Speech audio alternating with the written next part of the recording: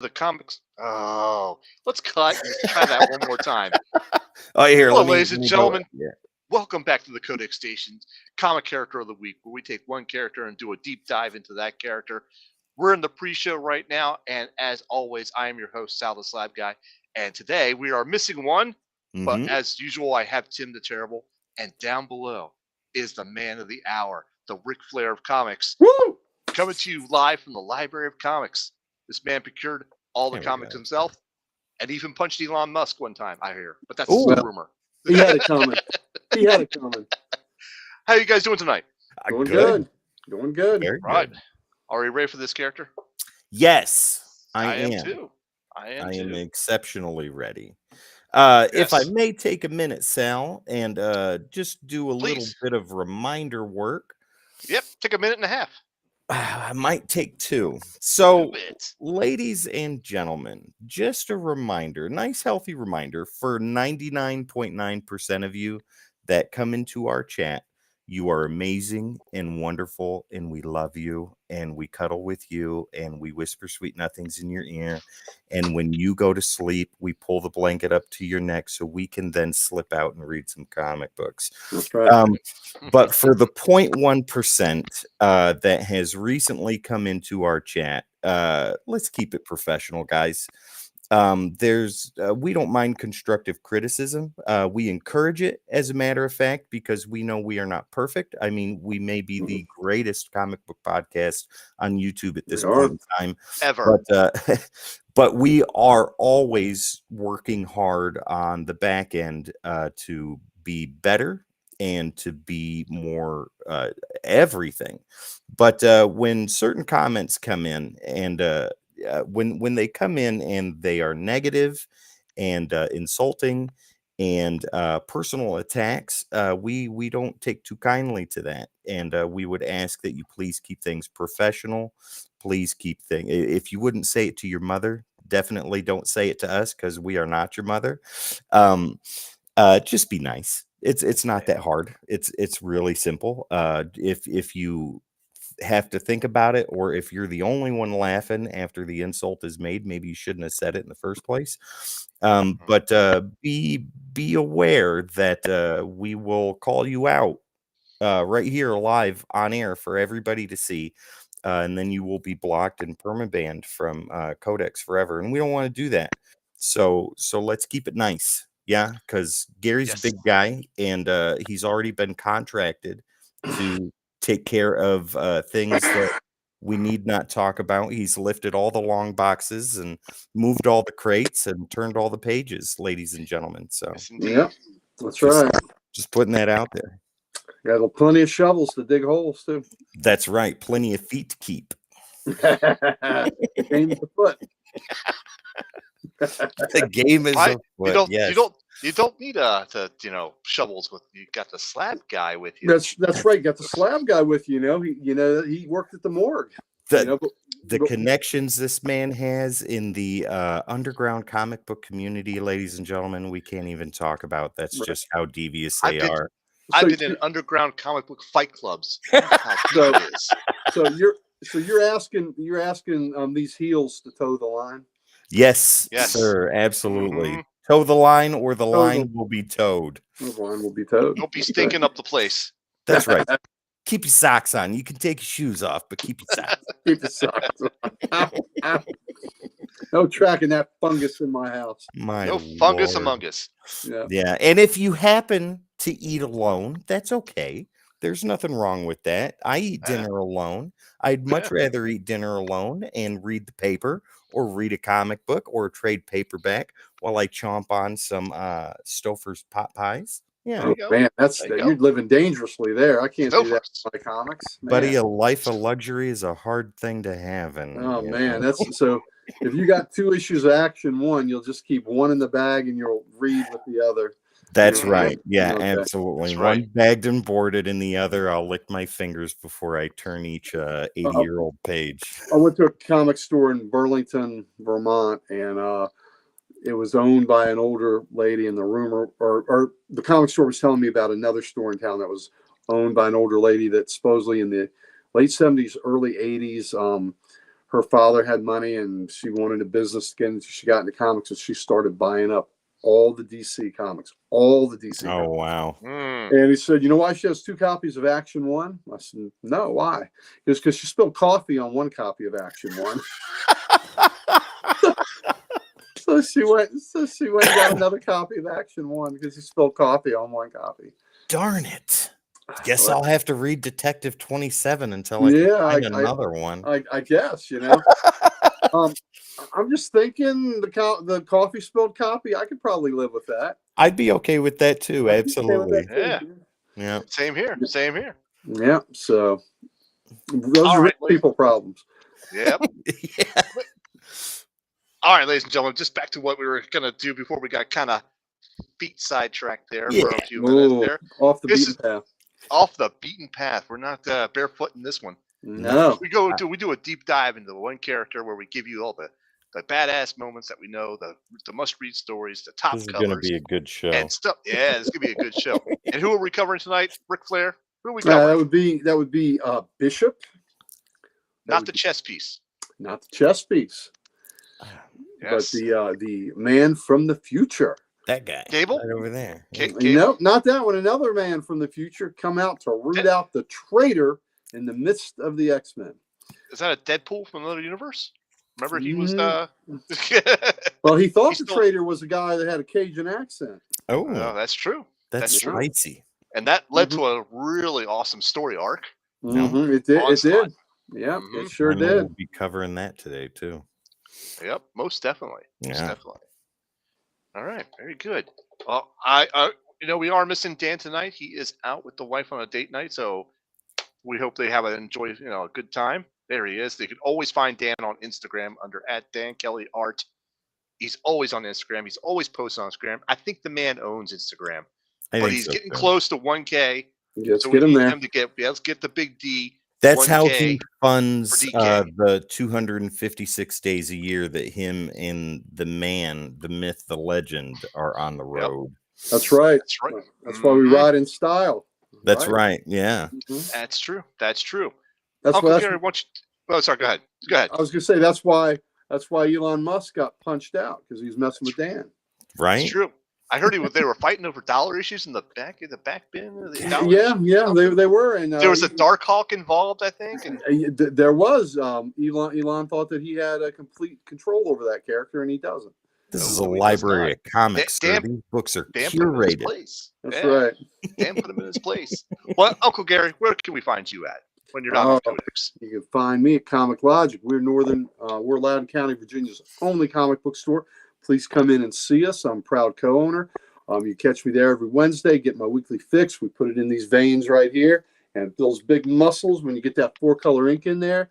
And when you're reading those comics and you're flipping those pages and lifting those stacks, and you're lifting the short boxes, then you're lifting the long boxes. Next thing you know, you are jacked, baby. Comics make you strong. Do a few push-ups too. So that's right. They don't hurt either. Don't hurt either. We also have a Facebook Live show at Comic Logic. We do the first 3 Thursdays of every month. The first Thursday is our preview show. The second and third Thursday are Ye Grumpy Old Nerds with myself, my best friend Mike Harbor, and our principal owner Rob Kalin. And we sit there and we talk old man nonsense, comics, sports, movies, pop culture, trivia. And we talk upcoming events like we have at Comic Logic. We just announced a huge event for Free Comic Book Day. Tell us all about that. Do it. This year, Free Comic Book Day is May the 4th. Be with you, all you Star Wars aficionados. And if you are Wars, these guys, right? No. Yeah. No, I think it's more Battlestar Galactica. Okay. Yeah, those guys. Yeah, I get those two confused. I get mixed up too. Now, if you're a Star Wars person and you are into The Mandalorian, we have Brendan Wayne will be signing at Comic Logic. He is the man that does the acting inside the suit. When the helmet's off, you see Pedro Pascal. When the helmet's on, you usually see Brendan Wayne. He doesn't do all the complex stunt work, but most of the other acting is Brendan Wayne, and you can come see him and meet him. And now, for a personal little side tidbit for me that's very important, is he is John Wayne's grandson. And for me, the Duke is royalty.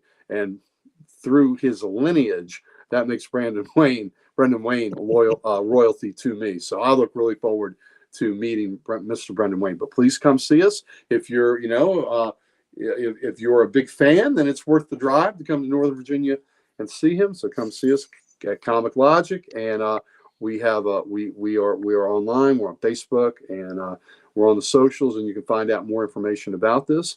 Let's also give some love to the Comic Character of the Day site, founded by our good buddy Archduke Kevy, who's the reason that we are all acquainted, because we all met up on that site, and then wonderful things happen, and then here we're all pontificating now on the Codex station because of that that genesis of meeting through Comic Character of the Day. So thank you, Archduke Kevy. I post a cover of the day. Dan Kelly posted a question and a panel and a random panel of the day. And Sal is a frequent person that posts on there, chats on there. Tim is always ever vigilant, always watching to see what we are up to. So please come there and see us. And now, as we move back up, let me introduce that fella with the wonderful, wonderful golden larynx. He is our cross between Dr. Johnny Fever and Mel Torme. He is our one, our only, the velvet fog of the voice himself, Mr. Tim the Terrible.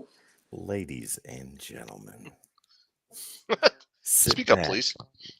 Ooh. Sit back, relax, and enjoy this episode of Comic Character of the Week that will be coming on shortly. That's some Wolfman Jack in there now. Yeah. I like to, Gary, when you tell me these things, when you tell me what I remind you of, what I sound like, I sit in the bathtub with candles lit around and nice think about that on a regular basis.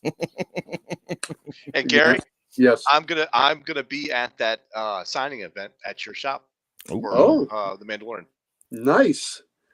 Well, I will be there. Great. Are you gonna bring the fam? Possibly. Okay. I'm not sure what that is, but I'm definitely gonna be there because I've got a couple of Mandalorian books I would like to get signed. So nice. I'll let you know details when I get them. I'm not exactly sure what Brendan's charging and all that, but that's fine. God, it's a pretty big get, right? I've got 2 Mandalorian books that I'll send either your guys' way whenever you find out more information. Well, the word is he may be coming for a private tour of the Library of Comics here. Ooh. And if so, what I want autographed is one of my John Wayne books. Oh, so, there you go. That's what I would love to have autographed. So that would be awesome. Yeah. Yes. So that'd be amazing. And I need to go buy a DVD copy of Mandalorian, watch it now. And it's a Western, so I should be wanting to watch it. Oh yeah. I didn't have Disney is the only reason I haven't seen it. It was a good show. I heard. What are they in season 3?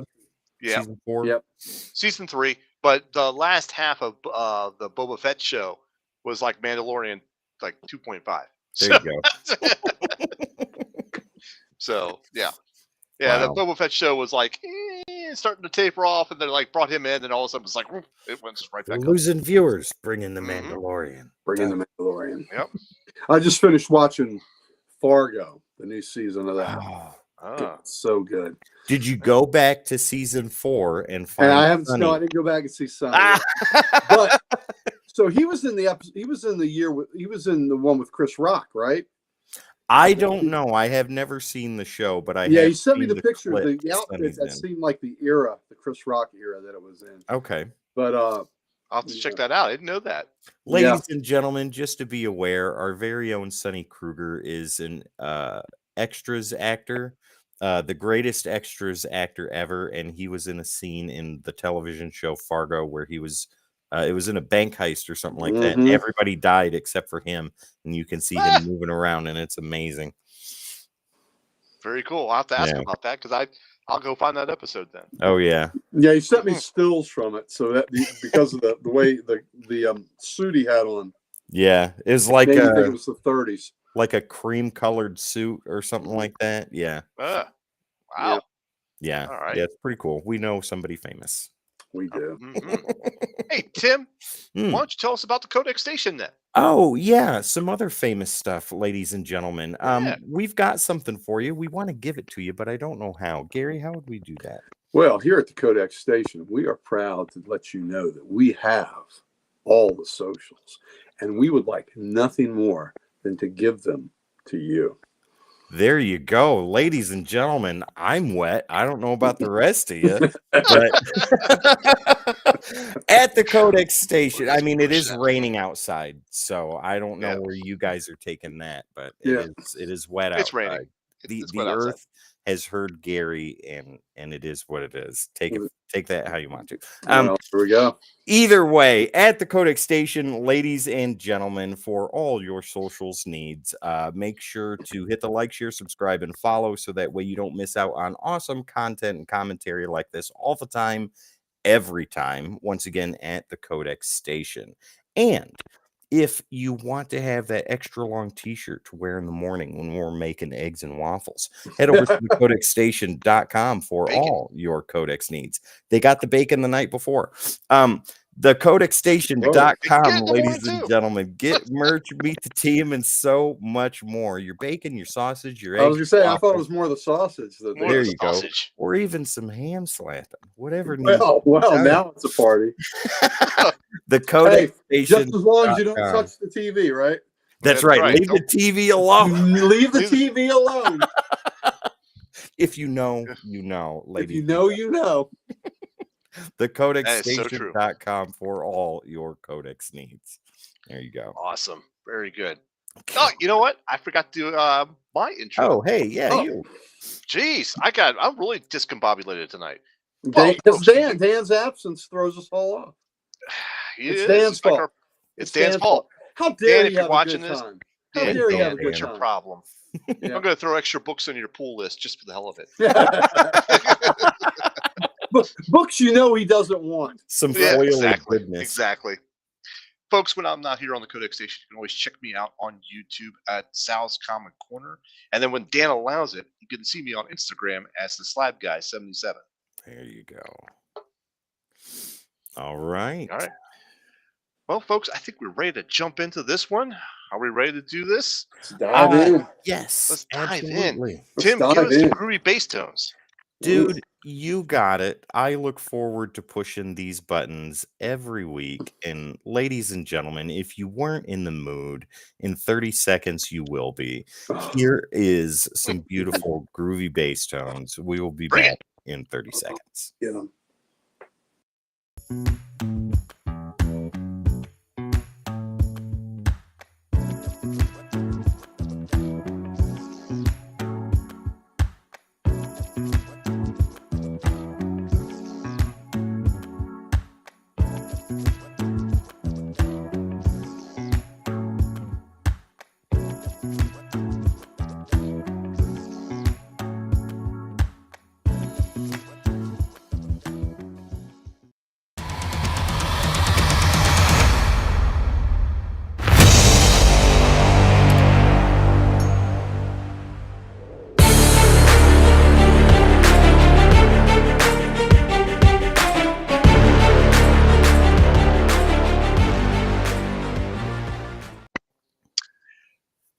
Hello, ladies and gentlemen. Welcome back to the Codex Station's Comic Character of the Week, where we take one character and do a deep dive into that character and give you all the badass moments, all the top covers, all the best readings, all the stuff we like, and even the stuff we don't like. Ladies and gentlemen, this is going to be a great episode, but as always with my partners in crime, we are missing one tonight. Dan, I know you're out tonight with the wife. I want you guys to have a good time. Don't worry about the show. We got you covered. But as always, down below is the Ric Flair of comics. Woo! From the Library of Comics, Uncle Gary.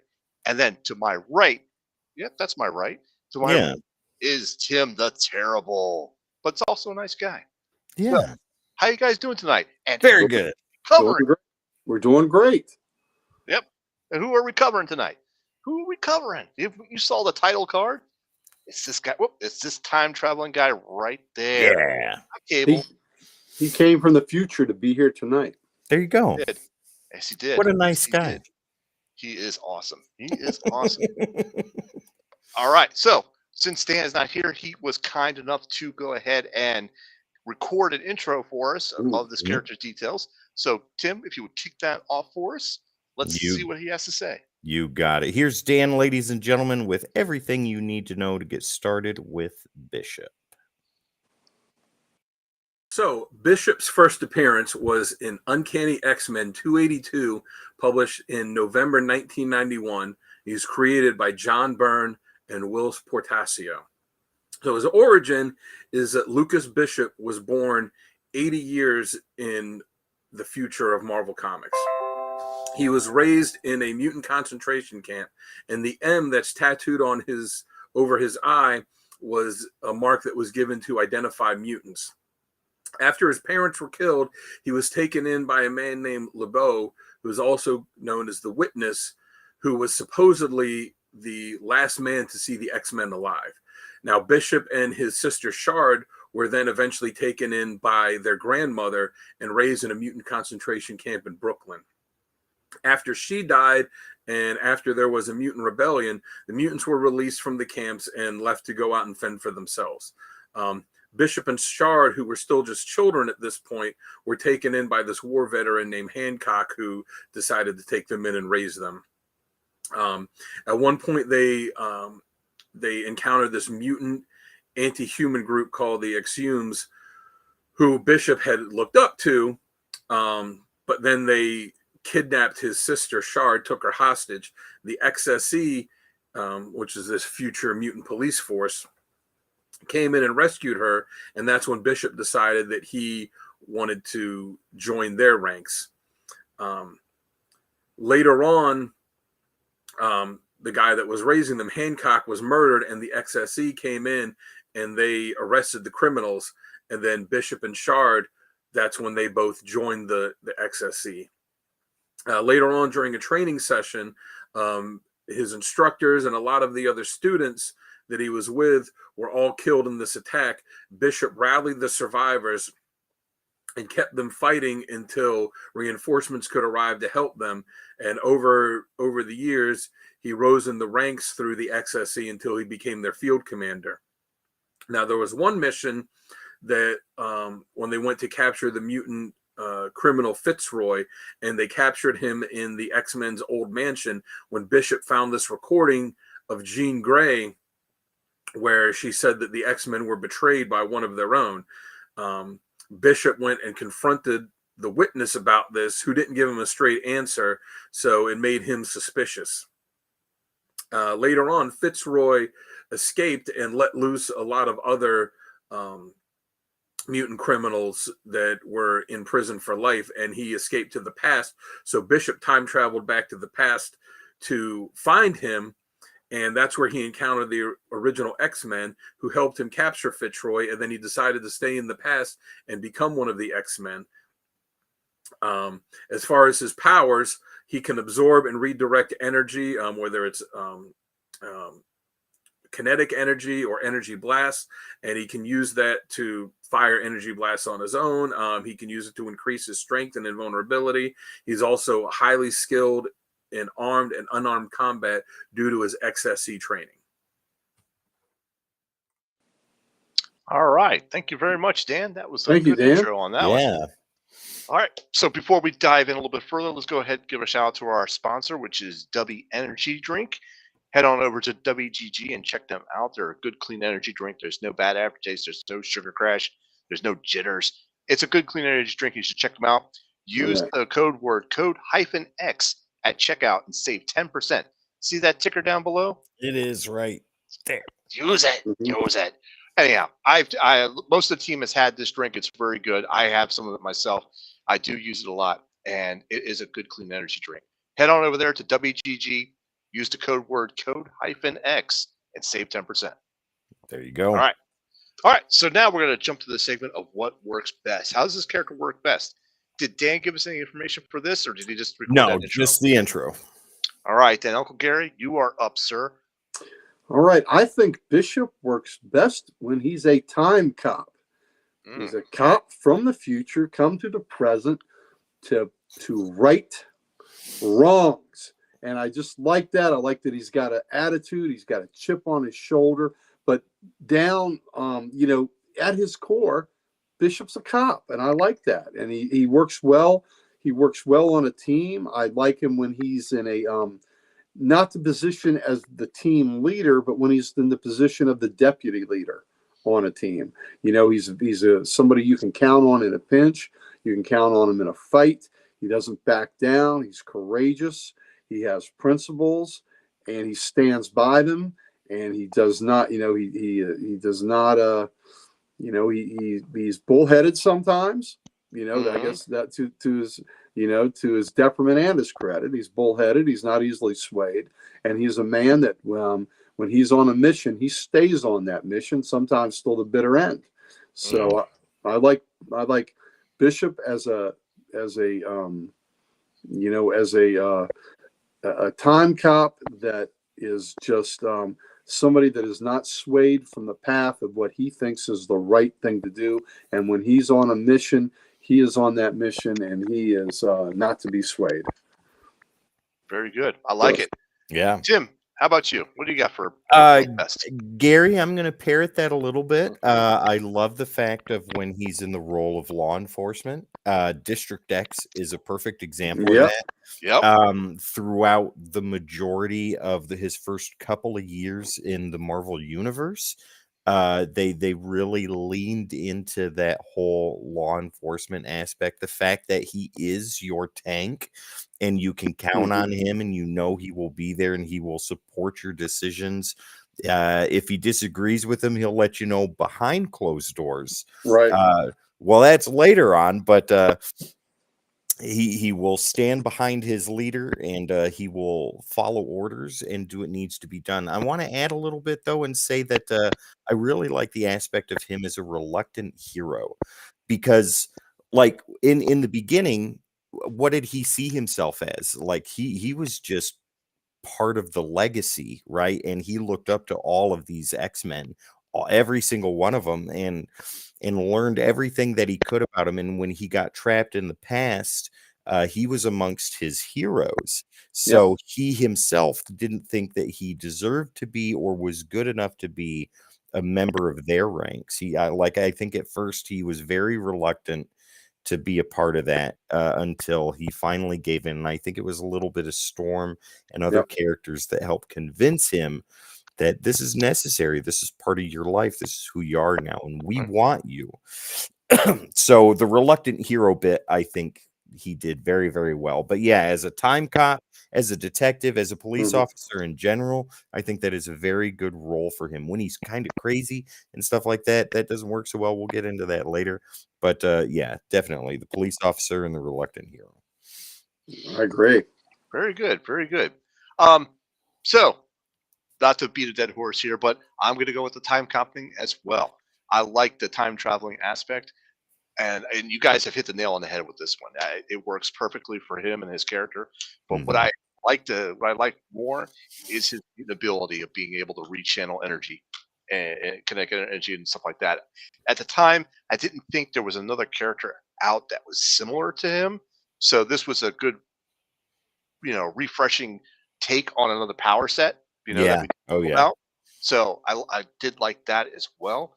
But yeah, the whole cop thing. If you guys watch the X-Men '90s cartoon, they portrayed it pretty well in that as well. They did. And it did. And being a hunter of mutants, and then deciding that's not the way to go, and then turning his back on that, and then deciding to go back in the past and fix that that problem with that traitor that caused his future.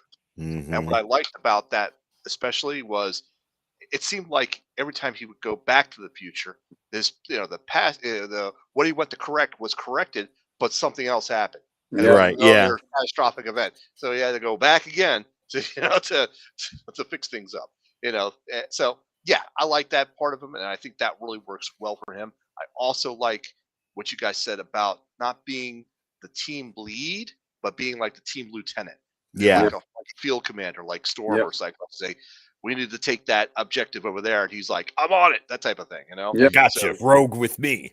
yeah, Got you know, exactly. So, yep, you know, and during like I've seen, remember like a couple of battles that he was in, he was always like, hit me with something, you know, and he would get shot with by Cyclops or something like that. Yeah. Or Yeah. Gambit would hit him with a card that would charge him up, and he could redirect that energy as well. Yeah. So, yep, that's stuff I definitely. Well, and another thing to add to this whole bit is that he didn't always rely on his powers too, because Gary, like you said, with his law enforcement training and all that stuff, that man knew how to fight, and if he had to get nose to nose with you, you were not going to be standing up after you two were done. He didn't mind using those guns either. No, not at all. Not at all. He did not mind to get physical. He did not mind to shoot you, and he definitely did not mind to use his powers. Right. And he was drawn as a big character, like almost Colossus size type of big character. You know, not as tall as him, but yeah, he's a big man.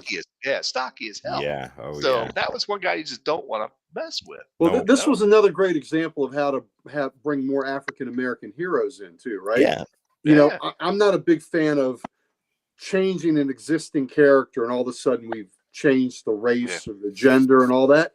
Right. Create a brand new character that is awesome, and then that character can create its own legacy and go, right? Oh, and Bishop, I mean, how horrified would we be if we turned Bishop into another ethnic character? Bishop is how Bishop is supposed to look. A big, imposing man, and this is a perfect look. This is just a perfect example of creating a character that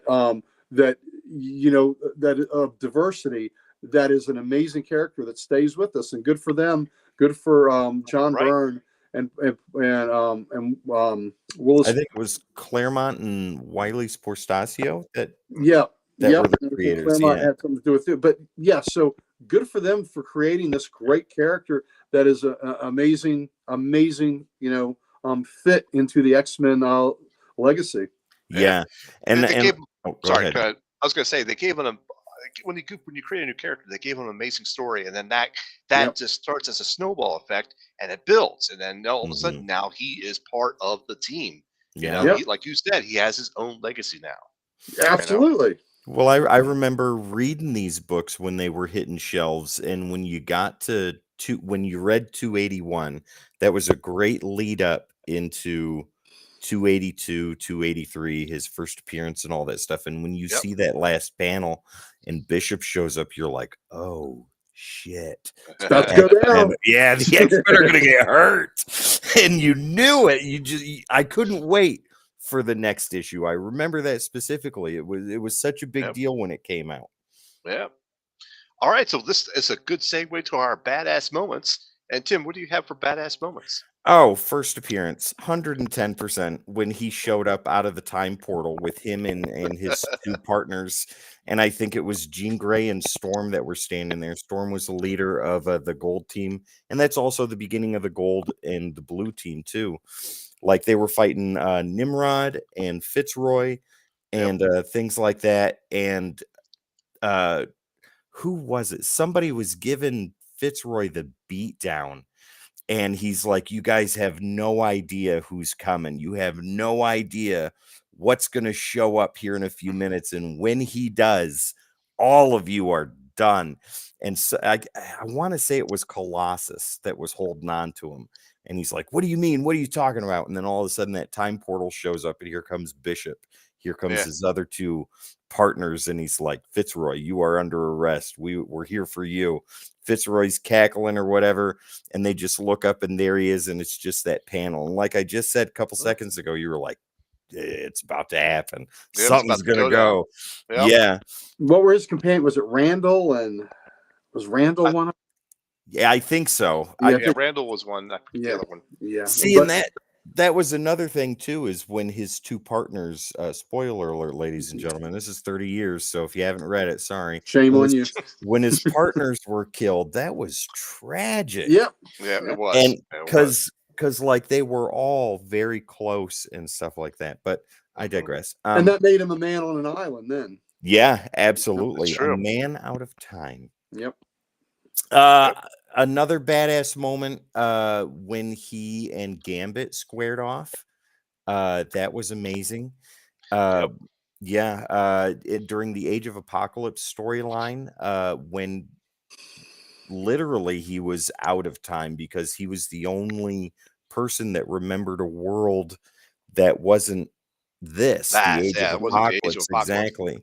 Mhm. And in that alternate universe, he's seen as this lunatic, this madman that nobody will listen to, and he's speaking in riddles at this point, and just the whole course of his progress in that story leading up to I think it was Wolverine or somebody else that got a hold of him and started to realize that things were different, and it was all because of Bishop. Like everything that he had been saying that was jumbled and crazy was all true once you de-scrambled the code, so to speak. Yeah.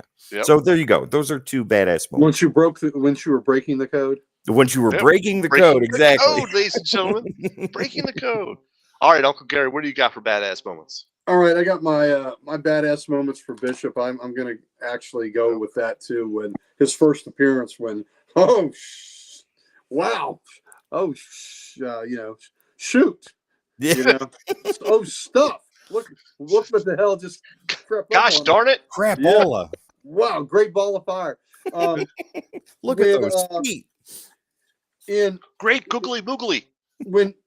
When he was, he had the timeline, but he had a face-off with Legion, and Legion had a psi knife, a psychic knife, and he grabs it, and Bishop starts stabbing himself with Legion's knife to keep releasing this energy, and it created this like energy loop that discombobulated David Haller and just messed up his whole powers and blew up the whole thing on him, and just I think that was the catalyst for the timeline getting restored, right?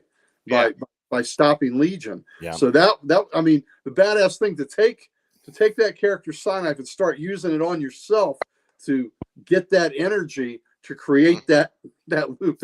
That's pretty awesome, man. And then in Onslaught, X-Men #1, he took a full energy blast. And is this on your list, Sal? You got two of them already. I'm going to let you talk about that one.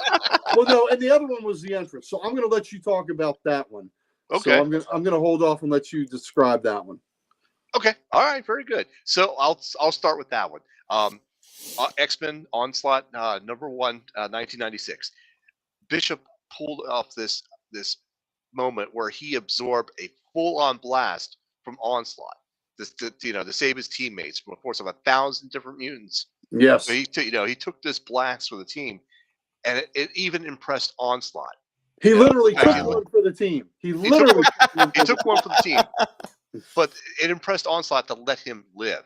And that he was impressed with that. So one of my other moments was, and let everybody know in case they don't know what Onslaught was. He was a combo of who? It was a combo of Charles Xavier and Magneto. Yep. Yeah, very devastating. I remember going to my LCS back in the day when that storyline hit, and the guy asked me who I thought it was, and I said, it looks like a combination of these two guys. And he was like, no, that's not going to be the case. And I'm like, really? It looks like Magneto with Charles Xavier back, type of thing. Whatever. It's just like maybe he was trying to pull my leg. I don't know. I was young and foolish back in that day, but whatever. You're right. So, I was. So one of my other moments was with Legion. He took the Legion psi knife and was stabbing himself to break the loop on that timeline. And then my last moment was when he kills Sugarman in X-Men #10, Uncanny X-Men #10, 2018. I got this from Disassembled arc through issue 10. So and he kills Sugarman because he was tracking down the Dark Beast, but the Dark Beast had got away, and he got a hold of Sugarman and he kills him. And the panel alone is pretty good. He's just standing there. Sugarman's like on the ground, completely like lifeless, and he's just standing over him like, like that. So I had that. So Gary, do you have more you want to talk about the Onslaught one? Did you want to say? No, that was it. I just You described it perfectly. I just didn't want to steal all the thunder because you're good, man. because you deserve to get a good one in there. So that was perfect.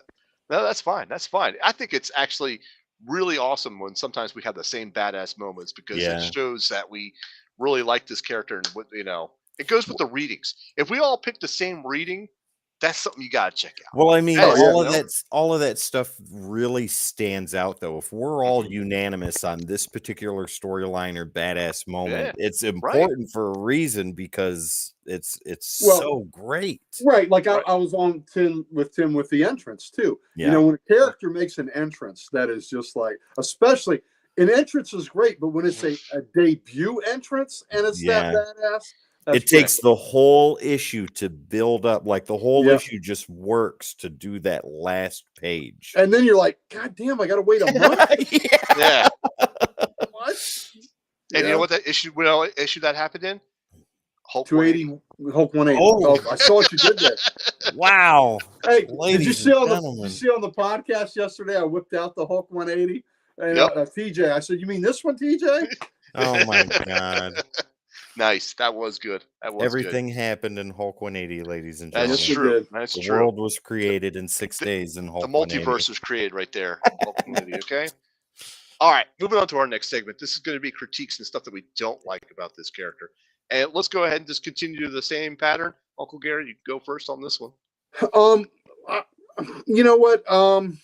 There's not a whole lot I don't like about Bishop. I think he's a really cool character. I think, I guess I don't know.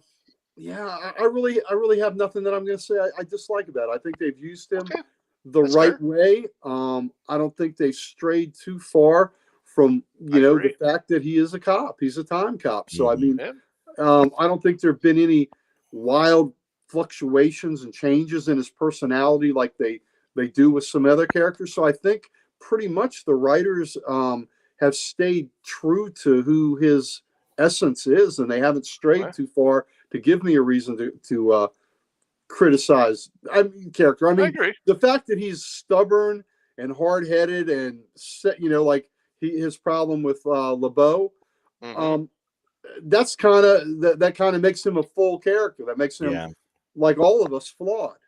Oh yeah, So I embrace him with his flaws. That he's a stubborn SOB at times. Yeah, and that's who he is. And I don't think that's a criticism of the character or the writing. That just makes him a well-rounded character. There you go. Okay. Oh, we got TJ here. He says, "There we go." I was waiting to see if anyone would bring it up. With the Hulk 180. Yeah. TJ, I had it for you yesterday. I gave you the Hulk 180. You're welcome, TJ. Anytime I can bring up the first appearance of Wolverine, I shall do it for you. I think we said yesterday this was a dead horse. We're riding this dead horse. All the way. Sal, somebody also brought up gaping holes yesterday. So this horse is that was very much alive. The way too. Gentlemen. I'm gonna get a necromancer to bring that horse back to life just so I can beat it to death again. Beat it to death. This horse is immortal. I don't know why we don't give Dan more problems for the my first episode when he talked about heinous acts. And I said, "What, heinous acts? That was we got to bring that back. A beautiful friendship, ladies. That was right. Once I said that, I think y'all knew that I was your people. Yep, that's right. It's done. Absolutely. Yeah. All right, Tim. What do you got for what you don't like? So there's one instance in particular, and it was during Civil War, and that was when Mark Millar did it. Like when Tony Stark was. This was when the X-Men were being segregated. In their own little area, they had the Sentinels that were patrolling and watching and all that stuff. And Tony and Emma are sitting there talking about how the X-Men should join the side of the Registration Act and all that stuff. And Emma reminds him of the things that the X-Men have been through in their history. And she said, "We'll stay neutral and don't ever ask us to change that position." Well, when Tony's leaving, who comes out of the bushes but Bishop? And he's like, "We need to talk." And that seemed extremely out of character. It's like when they do things like that, when they take him out of character. As a police officer, as law enforcement, his job should be to stay neutral, and that they used him as that kind of plot pivot.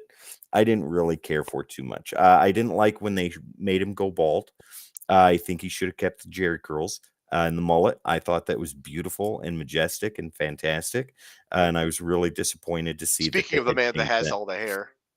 Exactly. Us people with hair need to stick together. See, Sal was going to say the other thing, that he really hates the long flowing hair. That he loves my hair. The shorn look. Yeah. I just keep it back, but now I'm going to bring it front and center. Bring it front and center, baby. There you go. How long do you brush that? I brush it 15 times a day, an hour each time. So in the blood of newborns. In the tears of bald men. Oh, so you and Wes, I collect your tears. I'm not even crying, man. Bald is sexy. I'm not crying. I'm not crying. Bald is sexy. Wes does every time he sees my hair. He's like, damn you and your hair. I'm like, Wes, I can't help that I'm beautiful. But anyways, when they take him out of character, I don't like that. I don't like when they have to change his appearance too much costume wise. I think that right there, the figure, Gary, I think that costume is perfect. I do too. And there should have never been a reason to change anything like that. I love the bandana. Yeah. Oh yeah. The neckerchief. The neckerchief. Absolutely amazing, and it was perfect. Yeah. So those are minor critiques, but Gary, like you said, there's most of the time they stick to character, they stick to form with Bishop, and it works very, very well when they do. It's just those minor times when they pull him out of character or use him as some kind of ability to get the plot moving along that is unnecessary, is what that I don't care for. I see that. I see, that was a valid point. Yeah. Yep. Thank you. So I am going to pair it on with Gary there and say I think this character is probably perfectly well written. I don't really see anything too wrong with him at all. The only thing I kind of fear is if they just use him as a plain soldier or just a plain cop, you know? Yeah. He is more than just that. I mean, he's great at it, but he's more than just that. And the only other thing that really scares me is the whole time travel thing, which is awesome, but how many times can you reuse the time travel thing? You think with time travel you could reuse it again and again and again, but I could see that becoming a stale plot point. Well, I'll just go back in time and fix that. It gets old. You know, it does. It does. So I wonder if Barry Allen's ever had that problem, or Wally West. Once or twice, maybe. Somewhere. So in there. I just don't want to see that progress into that direction. If they go into that direction, that character is going to lose everything that was good about him. You know, and I don't want that to happen. So all in all, I don't have any problem with this guy. The way he's written, the way he's drawn, the way he's portrayed, spot on 100%. You know, I like it.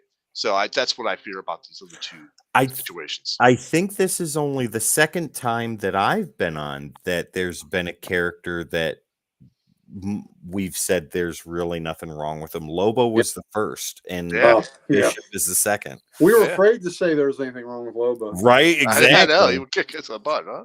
TJ Gentleman says, thanks again for showing Wolvie's first appearance, Uncle Gary. Hulk 180 never gets old. No, sir. And TJ, thank you for acknowledging that Wolverine's first appearance was Hulk 180. We talked about this yesterday. It is not 181. It is 180. That's right. TJ, you just got the VIP elite status on Codex Station. Yes, you I'm did. calling it right here. Salute. No, because Hulk's first appearance was not in Hulk 180. Wolverine's first appearance was in Hulk 181, ladies and gentlemen. It was not. It was not. Wolverine spoke. He spoke. He entered the fray in what it is a cameo, but it is his first appearance. Oh, it is. This is a conversation for another day. Breaking the Code's going to make its debut back. You know what? God, Tim, I'm going to write this down. Tim's wrong about things. And then there's a first for everything. There, like Hulk there is 180. nothing your silky voice can do to make me think otherwise. You would be so sorely mistaken, Sal. Mm-mm. My silky voice will get milk poured in my cereal every morning. Wow. Not by me. Not by me.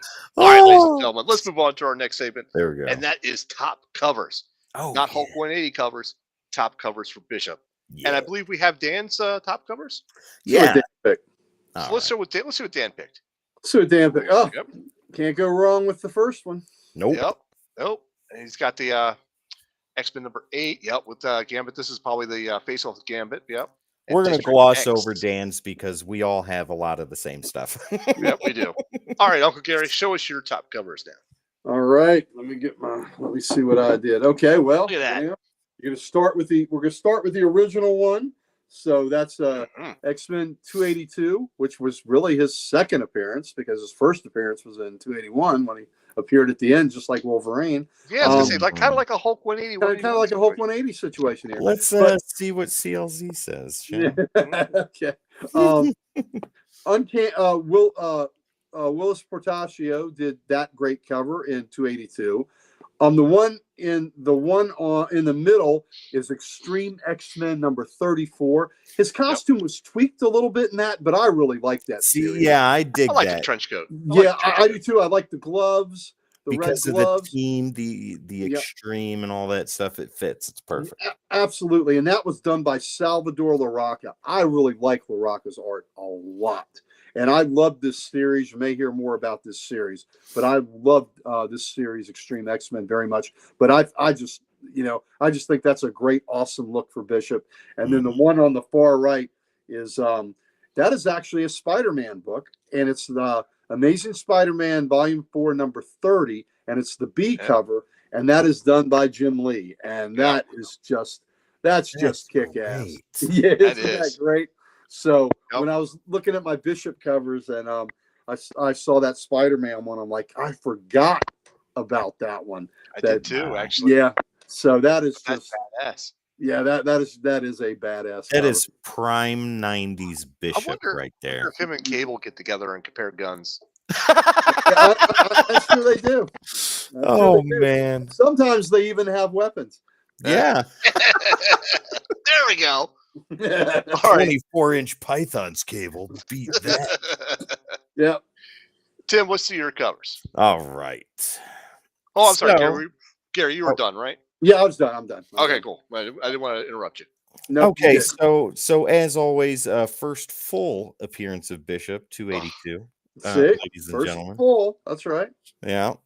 His name is Bishop, and nothing will ever be the same. I love these captions on the 90s Marvel books. And look at his stance, too. Like, he's got both of his hands out, powers going from one side to the other. It looks absolutely amazing, almost Christ-like. He's saying, yeah, but he's also saying, "Bring it, bitches." Yes, absolutely. So yeah, that is the classic cover for Bishop. It sets the tone for everything for the next couple of years with him, and it's wild. I love it. In the center, Bishop, the Last X-Man. That was a 12-issue series, I think, or maybe a little longer, where he is the main focus. This is a nice, solid time travel story and a little bit of other things mixed in. It's been a little while since I've read it, but the cover alone is great. It's got a mixture of his costume at that time, so from the waist down it's pretty much the same, but from the waist up it's a lot of newer stuff, a little bit of changes and things like that, but it looks cool, it looks amazing. And that was on my short list of covers. For covers, right on. Yeah, it sure was. I'm glad it. Yeah, I'm glad it made it. And X-Men number 8, right there. This I think is the tail end of a X-Man betrayed us, and this is Bishop finally confronting Gambit about that. Yep. And it's 2 issues, right? Yeah, I believe so. That the storyline encompasses, and it's absolutely fantastic. Jim Lee drawn Bishop looks beautiful. Oh, without a Yep. doubt. Yeah. Yep. So yeah, And those look are how my he is. He's like huge. He's stocky. He's just a man you don't F with. You know? He is got it. Rogue even knows that Gambit Yeah. is all but finished. Oh yeah, and Yep. Ghost Rider's in there too. Oh yeah, by the way, Ghost Rider. Yeah, we have Yeah. Ghost Rider. So yeah, those are my covers right there. I All love right, it. cool. All right, let's pull up mine then. All right. Look at that. Look at Oh, that. look We at got it. another Yeah. one there. Let's Yep. go with the one that we have matching there with X-Men number 8. Come on, Jim Lee cover. All right. Can't go wrong with that. Plus Ghost Rider.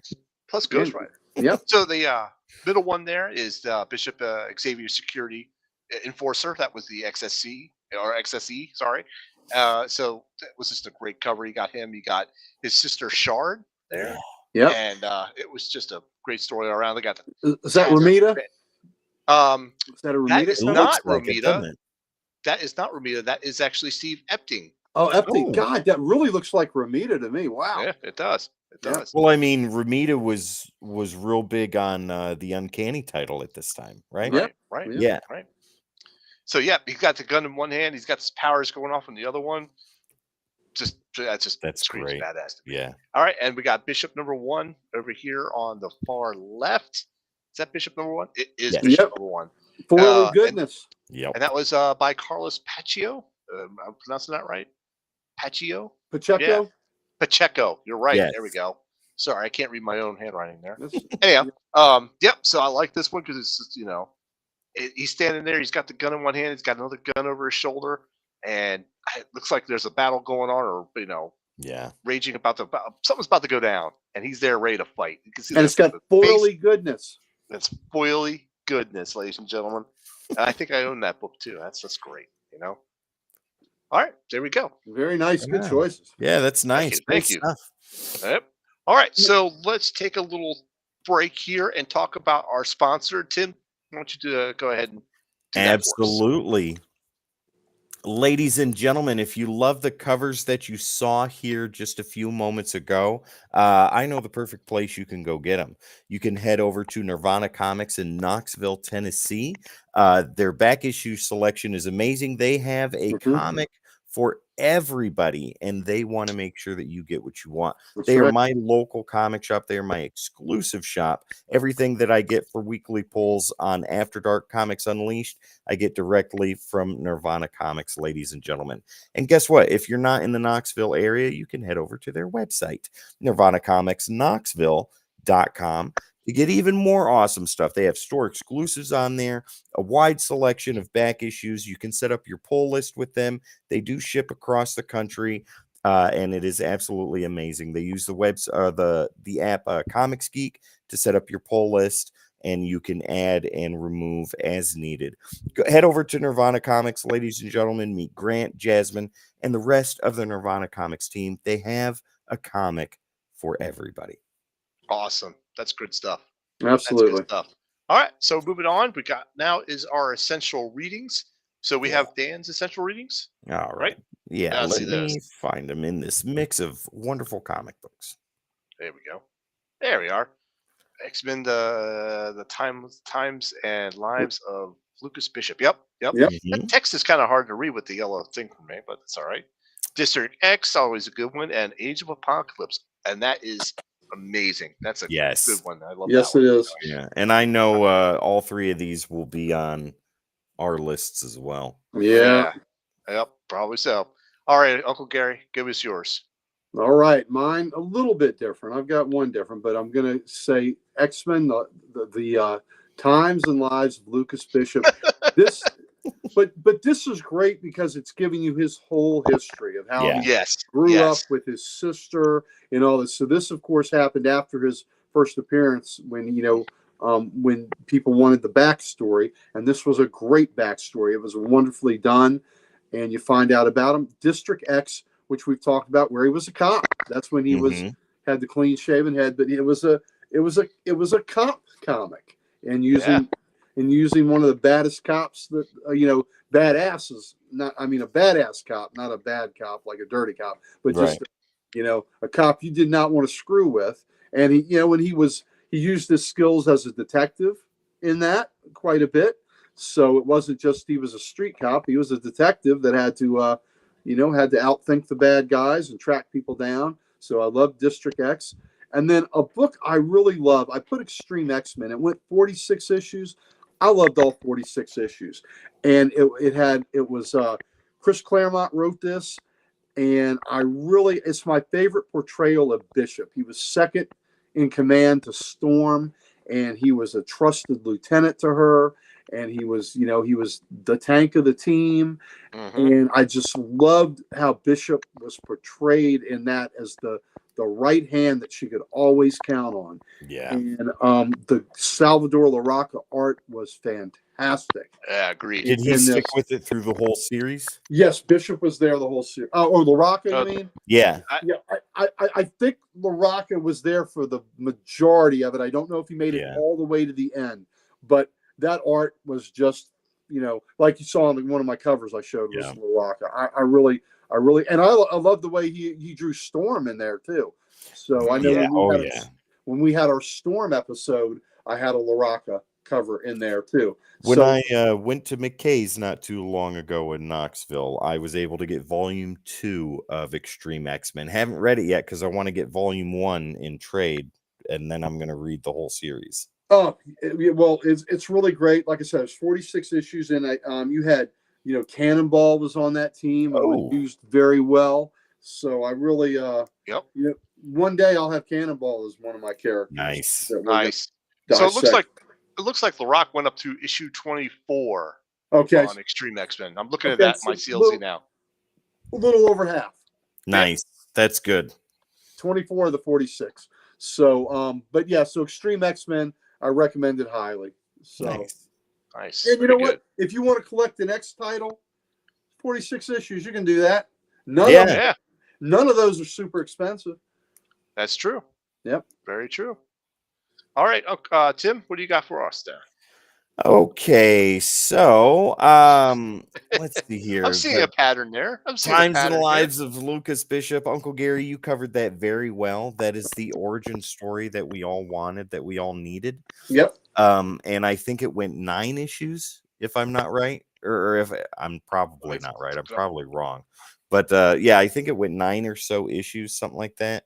It was an extended mini, but well worth a read if you want the origin of Bishop up to the point when he goes through the portal. Uncanny X-Men 281 through 288. That right there is his first appearance, his cameo all the way through the end of that major storyline. I think right up to the point where he becomes a member of the X-Men. So those several issues right there, I highly recommend if you want to see the impact that Bishop had right from the get-go of when he came into the Marvel Universe and into the X-Men's lives. Those issues right there, 281 to 288, are must-reads. Agreed. And then Tim, the Lives and Times of Lucas Bishop was a 3-issue mini. 3 issue. Wow, I was way off. It was a divisible by 3 though. So, but you know what? Each issue was 3 times as good as a regular comic, so that's why it made 3 times 3 is 9. There you go. Then we have Age of Apocalypse right there. The reason why I put that, even though he isn't a major character, he is a foundation character for the entire story. Yep. And Bishop is kind of like our representation through the story. We remember, or we know that the timeline isn't supposed to be like this. We know it's supposed to be a certain way, and Bishop is that representation in the story the whole time through all of Age of Apocalypse. He's always talking about is this is wrong, this is wrong, all of this is wrong. It shouldn't be like this. It should be like this. And people start to realize and start to come to terms with the fact that their alternate reality shouldn't even exist in the first place, and they want to revert things back to the way they were.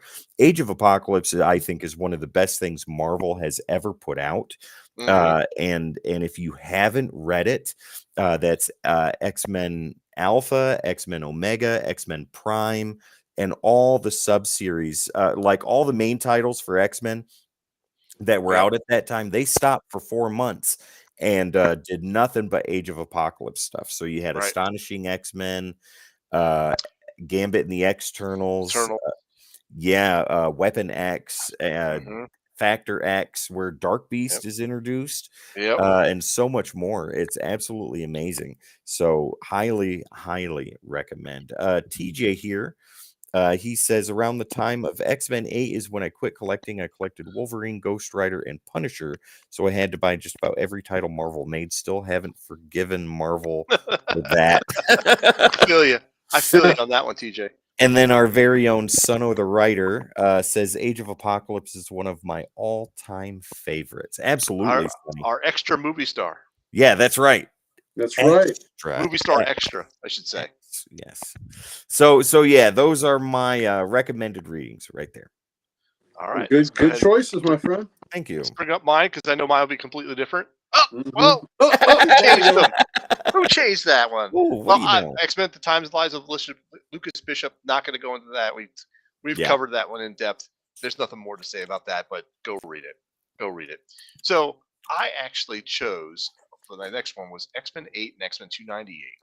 So this is like the storyline where he's confronting Gambit, and it is they actually get put into a dangerous session together. After Executioner's song, right? Yeah, I believe so. Yeah, I believe so.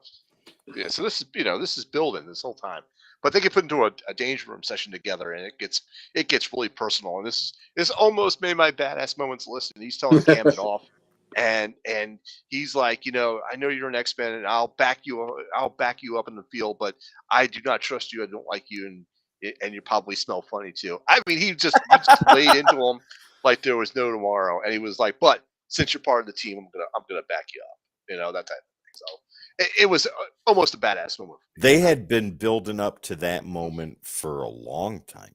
Yeah. Yep. Yes, they have. Yes, they have. So then my last must read is that Bishop Xavier Security Enforcers 1 through 3.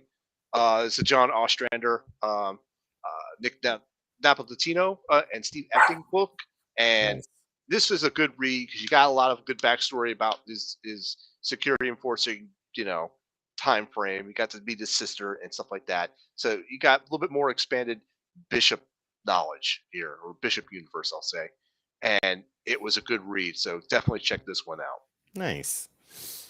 Good choices. Good choice. The Gambit confrontation was pretty good. Yeah. They were always crusty with one another. Oh my God, yes. My dog woke up to bark, and she's agreeing. She's agreeing. I think that Gambit was also on that Extreme X-Men team. Yes, he was. Yeah. Because he never wanted to leave Gambit by himself, because he always wanted to keep an eye on him. Keep an eye on him. Can't trust that Cajun thief. Can't trust that Cajun. Sonny here says Uncanny X-Men 287 is one of his favorite issues of X-Men. That's great, Sonny. That's awesome. I bet One Hulk 180 is another one of his favorite X-Men issues. Sonny got an X-Men. Sonny got an X-Men treat yesterday. Oh, did he? Oh, yes, he did. He requested a showcase, and he got an X-Men. He got an X-Men treat. So ain't that something? Yeah, he saw some, and he really enjoyed the Steranko and Neil Adams X-Men covers. Nice. He hadn't seen before too. Nice. So that's good stuff. Sonny, being the biggest X-Men fan here on Codex, I think. I bet that was amazing for him to see that stuff. And he also says he loves seeing Bishop fight Gambit in X-Men number 8. Yep. Big throwdown there. Big throwdown. All right, so moving on to our last segment of the night. This is best writer and artist that we have for this character. Dan didn't spin any of this, right? Did he? Thanks, DJ. I'm gonna work that Hulk 180 bit in every episode. Everything I do has a Hulk 180. There you reference. Go. Okay, I'm just gonna do it. Uncle Gary, why don't you give us your best artist and author?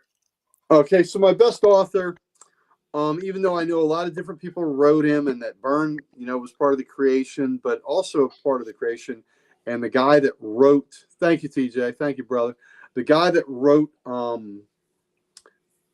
Extreme X-Men, which is my favorite portrayal of Bishop, was Chris Claremont. So, Chris Claremont, and when it comes to X characters, you can't go wrong. If you pick Chris Claremont for any one of them.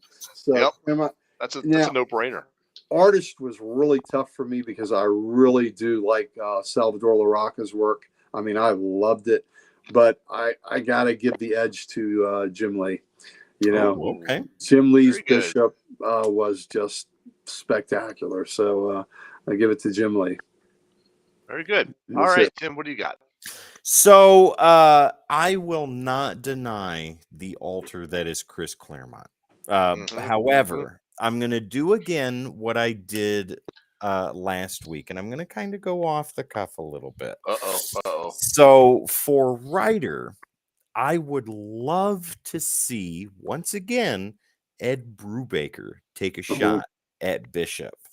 I think Brubaker would do fantastic. Throw in that crime noir with a heavy dose of sci-fi and just go to town. But the artist I would want to see work with Brubaker on that is Portasio.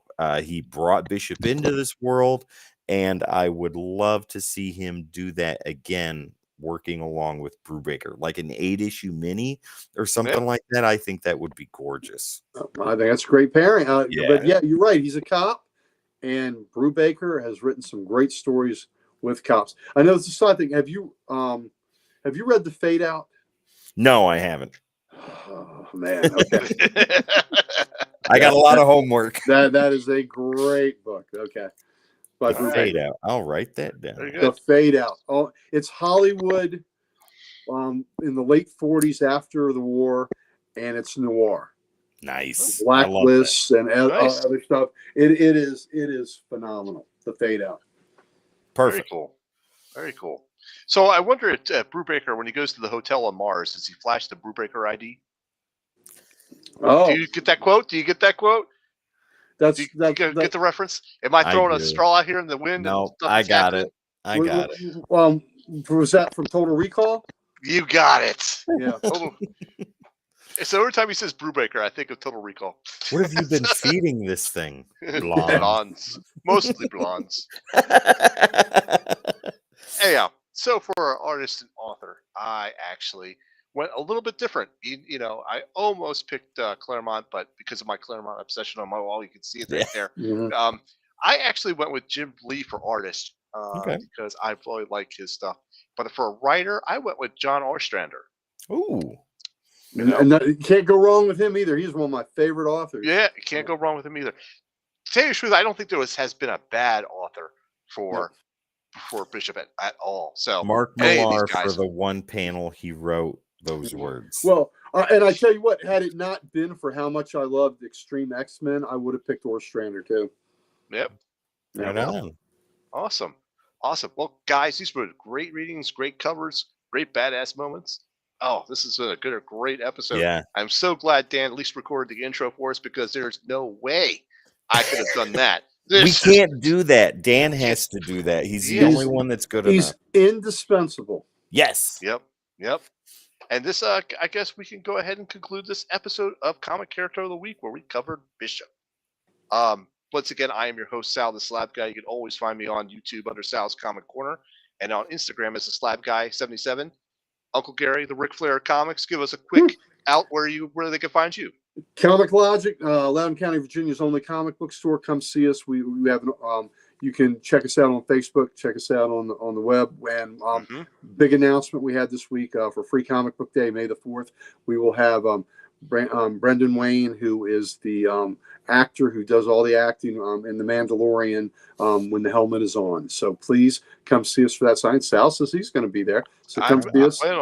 Loudoun County, Virginia. We would love to see you there. And let's give some love to Comic Character of the Day, the site by our good buddy Archduke Kevy. It's the reason that we are all acquainted, and that so thanks to him. So I post a cover of the day, and Dan posts the panel and a question of the day. Sal's a frequent collaborator, and Tim is always watching. Make sure that we're living up to Archduke Kevy's standards. There you go. Mm-hmm. And before I let you give the intro to or the outro to Tim, let's go ahead and give a shout out to Dan. You can always find Dan Kelly on Dan Kelly Art on Instagram. So please check him out. We need him to get across 1K. So we need 1K for DK. 1K for DK. We got to get that big D across that line, baby. There you go, baby. Let's do it. Let's do it.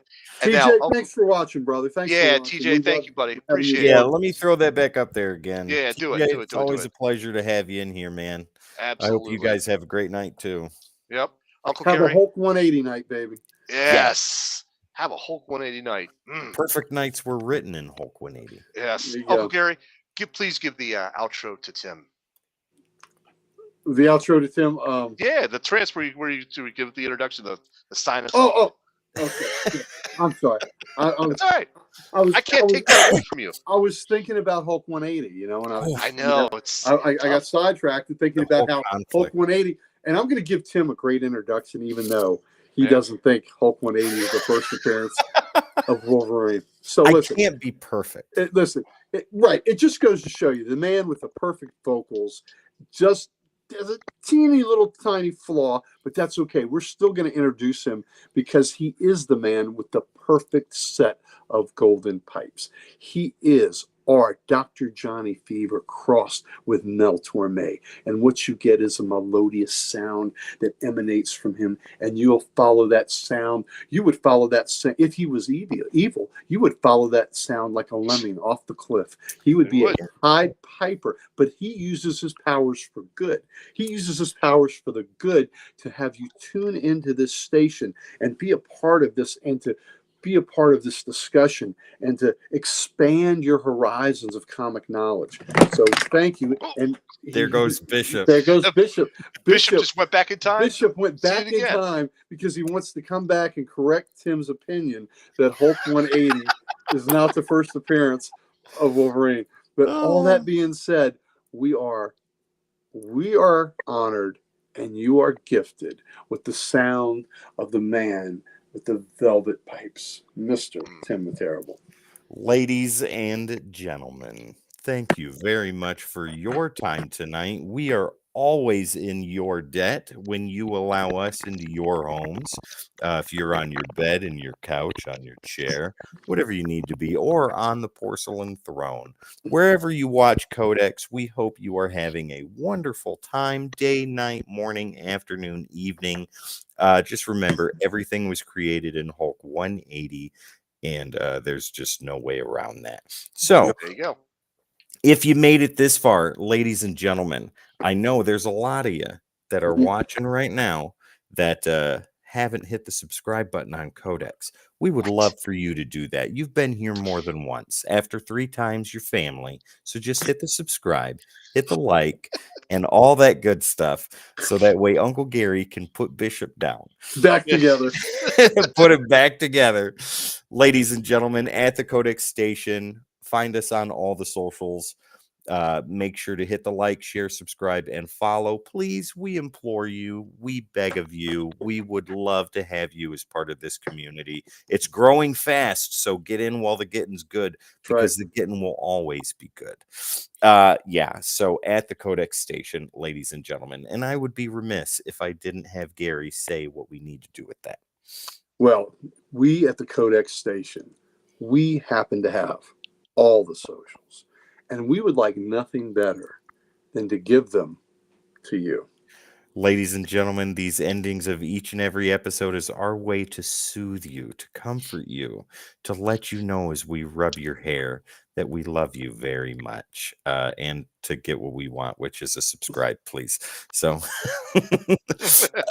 and then for that long t-shirt to wear the next morning while we're making pancakes and waffles, head over to thecodexstation.com for all your Codex needs. Get some merch, meet the team, and so much more. Once again, ladies and gentlemen, thecodexstation.com.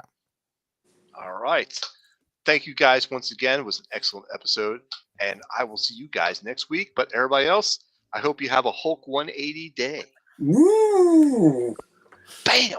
Have what a he did cameo there. day, ladies and gentlemen. Saw what he did there. If I have a mic, I can drop it.